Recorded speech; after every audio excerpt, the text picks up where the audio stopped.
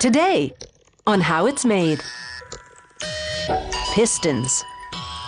This should spark some interest.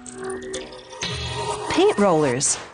We bring you wall-to-wall coverage. Parachutes. A story with strings attached. And chimneys. We smoke out a factory that makes them. Pistons are key to the internal combustion process that drives engines.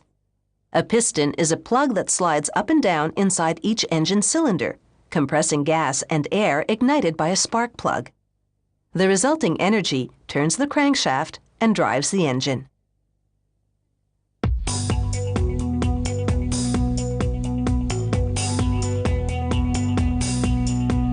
This company makes 9,000 different types of pistons, for everything from dirt bikes to car engines. A piston starts out as a 3-meter-long aluminum rod. Aluminum is ideal because it's a lightweight and rust-resistant metal that's easy to cut. A rotary saw slices the rod into slugs, the length of which can be changed by adjusting the feeder machine to push the rod at different intervals. This piston model requires 7-centimeter slugs. The factory recycles excess aluminum shavings.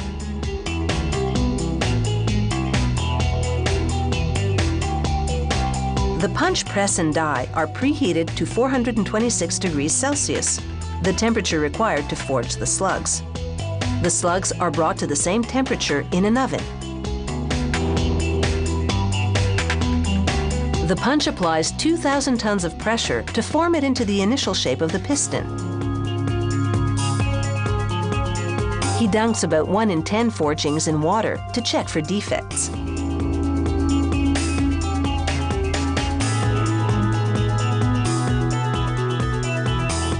To make forging easier, they pre-lube the slugs before heating them. That's why the slug flames up when struck by the press. It only takes 2 seconds for the press to do its job, but the forgings are so hot they need at least an hour to cool before the next step. Workers heat the forgings twice more, the first time at very high heat to strengthen the metal, the second time at a lower heat to stabilize it.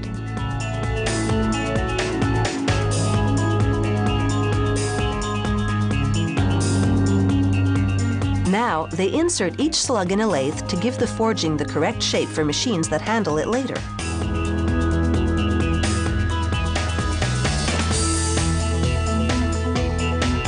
These small holes allow oil to flow through to lubricate the piston when it's in use.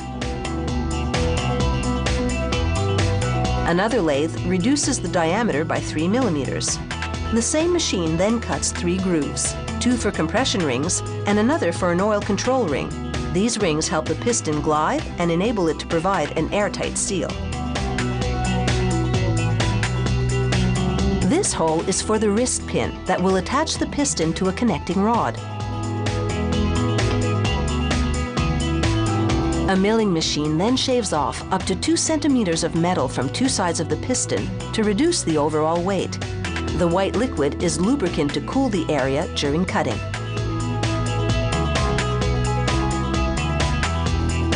Another milling machine cuts away part of what they call the dome. This way, it'll clear other parts when moving inside the cylinder. The pistons must be just the right shape and size. Some of them move up and down as much as 6,000 times per minute when the engine is running.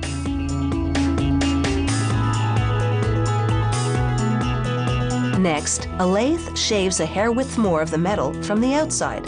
This cut enables the piston to expand slightly when heat builds up inside the cylinder. An automated drill makes 2 intersecting oil drain holes to enhance lubrication of the wrist pin.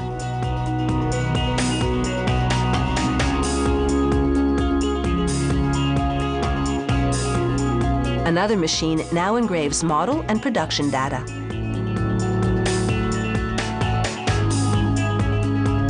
Here, a worker removes sharp edges created during previous operations. He then uses a belt sander to further smooth out the surface. Sharp edges could damage cylinder walls. This cutting machine shaves off a bit of metal inside the pinhole. so the wrist pin will fit snugly inside. Once the cutting is complete, high-pressure jets spray the pistons with hot deionized water. This cleaning removes all traces of lubricant and oil. After a blow-dry with an air gun, the pistons are ready to go through their ups and downs.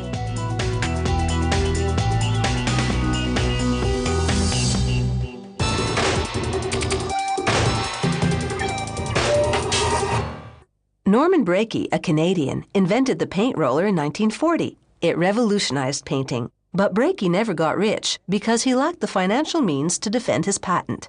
Over the next 60-odd years, the paint roller, with its replaceable cylindrical refill, became the primary painting tool alongside the paintbrush.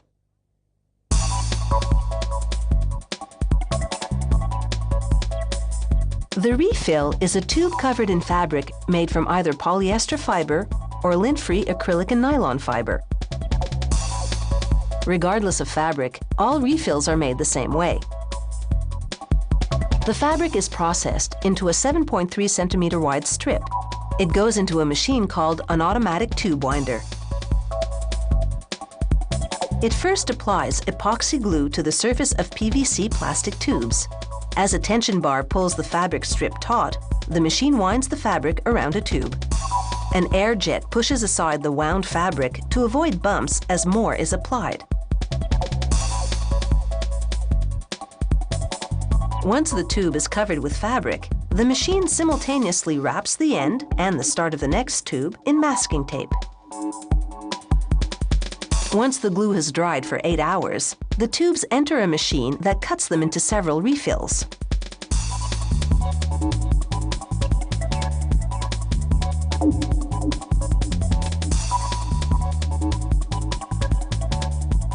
The tube spins as it passes, so one small cut is enough to sever it.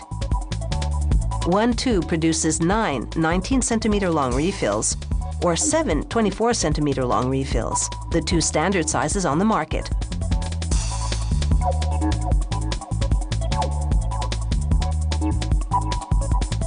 The next machine first runs a wire brush against the fabric. This lifts and fluffs the pile. Then it makes a beveled edge on each end.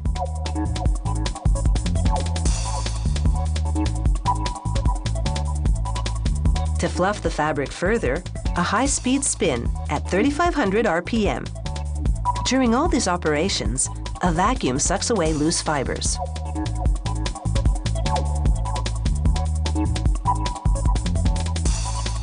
Meanwhile, the paint roller handles take shape. An injection molding machine shoots molten plastic into handle-shaped cavities. A built-in cooling system hardens the plastic within seconds. The handles are made of polypropylene, a tough thermoplastic, and some colored polyethylene, a lightweight thermoplastic. Now that the handles and refills are made, it's just a matter of assembling them. These plastic bearings hold the components together. The assembly is entirely automated. The bottom bearing goes on first. It rests against the part called the shoulder. Next, the refill. The bottom bearing slots right into the open end of the tube.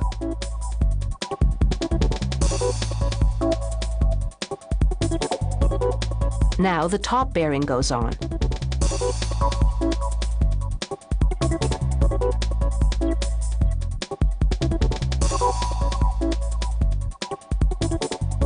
A metal clip locks the bearings and roller in place.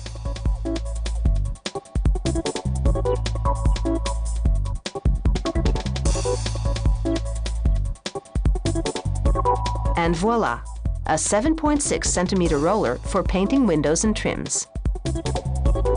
This factory also makes disposable plastic paint trays and tray liners. They're made of polyethylene terephthalate, PET for short, a type of plastic that's strong yet flexible.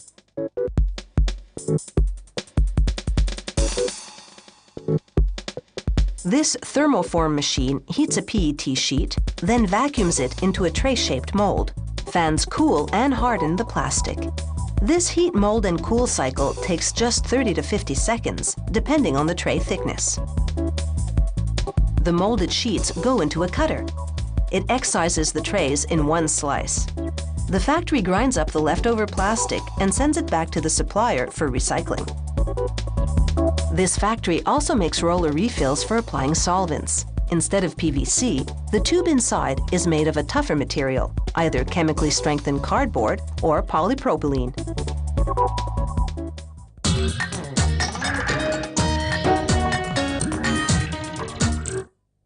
Daredevils have parachuted from cliffs or towers for centuries. When airplanes first took off, so did parachutes, as the best escape. Today's aerodynamic, lightweight chutes enable cargo and people to descend safely and land right on target.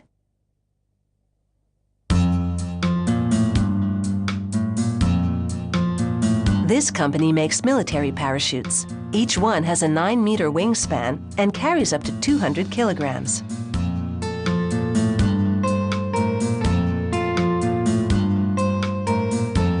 Making the chute's canopy starts with a rugged woven nylon fabric with nylon ribbing. This light table lets a worker detect any flaws in the fabric. The alignment between the ribbing must be consistent, spaced no more than 3.8 centimeters apart. They test the strength of the fabric by pulling the material until it rips. To pass, the fabric must withstand a minimum of 20 kilos of pulling force.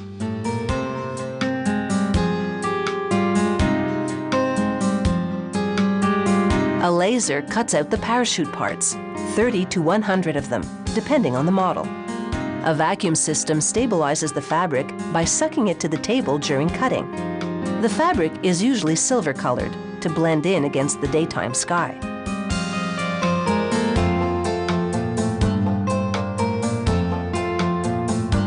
A seamstress now sews on nylon tape to attach the parts and reinforce the seams. Some panels have holes about the size of a dinner plate to funnel air between the two layers of the canopy and keep it rigid during flight. Once they've finished sewing, workers meticulously inspect the stitching. Every 2.5 centimeters of stitching must have between 7 and 10 stitches. If the stitching is too close or too far apart, the fabric could rip. And that's the last thing you want when your chute is descending at a rate of up to 4 meters per second. So they mark any problem spots with a red ribbon and re-sew them.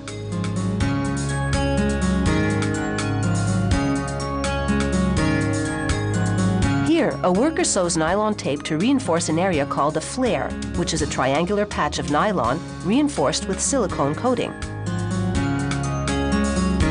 She loops the tape at one of the flare's points to later insert what's called a suspension line.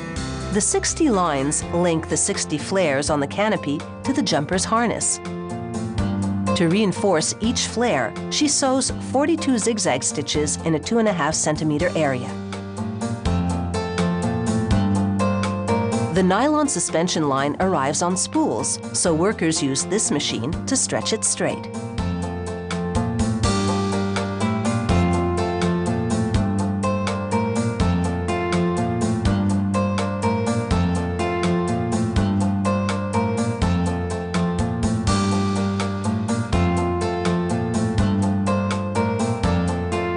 A worker marks off up to 4.5 meters per line and cuts it on an angle to reduce fraying. Workers later sew the ends into loops so they can attach each one to the loop on the flares. A worker makes a lark's head knot in each line and ties it to a flare.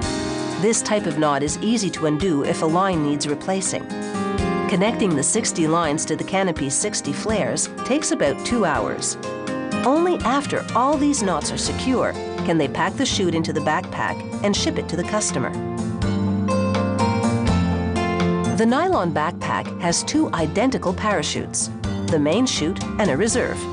This worker is sewing the panels that'll encase the reserve chute.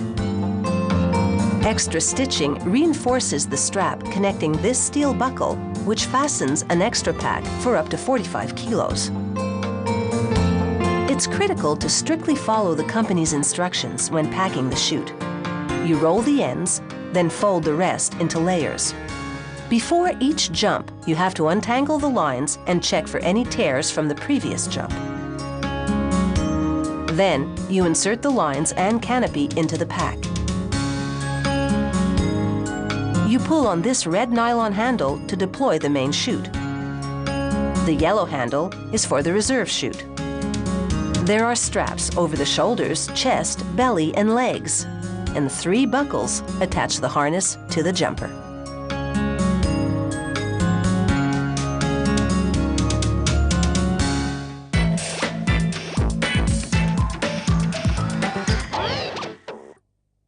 Your home's chimney vents hot gases or smoke from your fireplace to the outside. Some types also channel air to the fire to keep it burning. Although the concept's very old, today's chimneys have come a long way. They're energy efficient and modular, so you can easily assemble them yourself. This company makes chimneys for gas-fired and wood-burning fireplaces. A chimney's inner chamber is called a flue. For a wood-burning fireplace, they make the flue from stainless steel. Workers unwind a sheet, then slice it to the size of the flue section they're making. The sections are up to 25 centimeters wide and 1.2 meters long. They assemble as many as they need to make a complete chimney.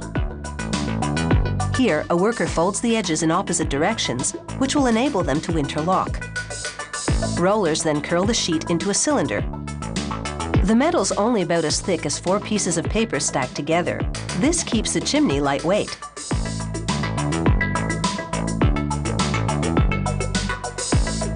They weld together the top and bottom ends, and a roller flattens the welded seam.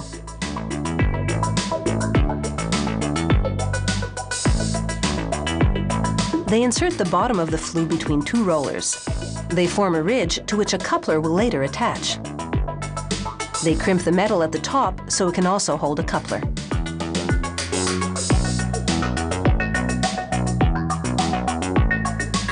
To make top-end couplers, a die punches the shape from lubricated sheets of stainless steel.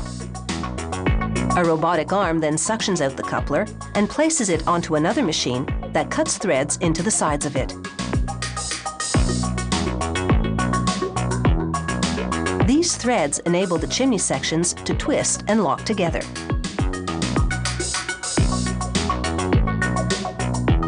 To attach the coupler, a worker mounts it on the top of the flue. A roller then pushes against the flue and the coupler. This expands the metal and secures the pieces together. Now to join the flue with the outer casing. An 8-sided die pushes out against a coupler to attach it to the flue and the casing.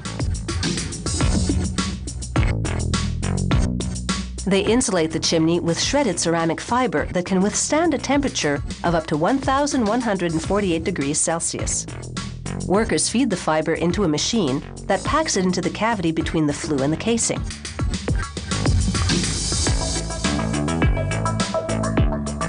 The machine then moves the chimney to another station where it twists a coupler to the bottom end to close the cavity.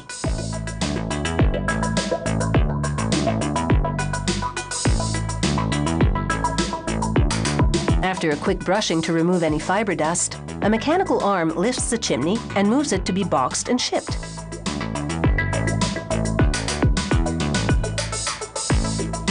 A gas-burning fireplace generates less heat and fewer corrosive gases, so the chimney flue is made of aluminum-coated steel and the casing of a zinc-aluminum alloy.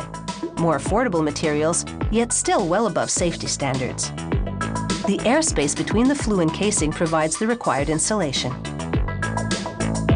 A worker places the flue inside an automated welder. It fuses the edges with a laser that's as thin as a human hair. This is called a butt laser weld because the machine butts the edges together and bonds them.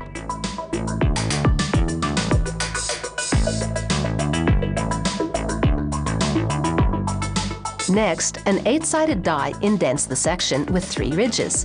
A component will fit into these indentations later. Here, a machine creates a star-shaped component called a spacer. They use 2 of them to center the flue in the casing.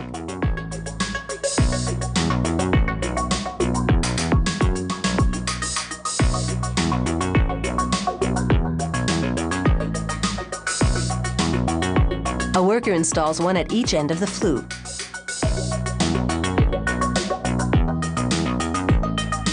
He then inserts the flue into the casing and twists it to lock the spacers into the ridges. This connects and aligns the chimney sections properly. The tops of chimneys have steel rain caps. They let smoke and gases vent but keep rain out, ensuring that where there's smoke, there is indeed fire.